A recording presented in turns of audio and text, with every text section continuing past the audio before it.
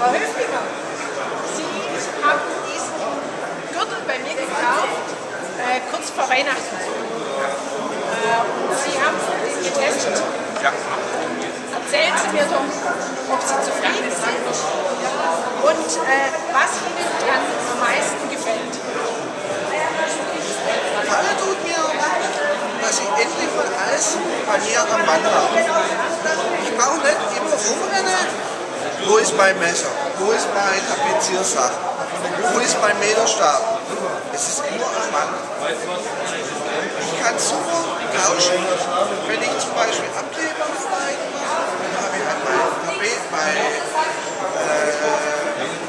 Klebebänder dabei, mein Keramik dabei, dann habe ich das da drin, dann kann ich abdecken, kann mein Fenster abdecken und dann passt es.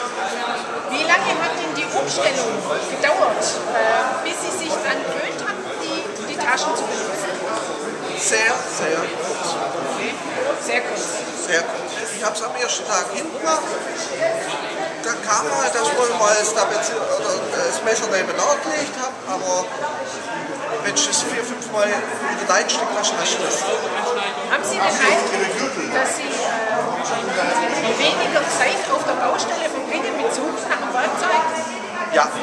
Haben Sie den Eindruck, dass Sie weniger oft sich bücken müssen nach dem Werkzeug, das auf dem Boden liegt?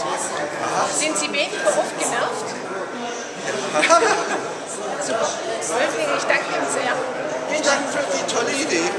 Gerne. Dankeschön.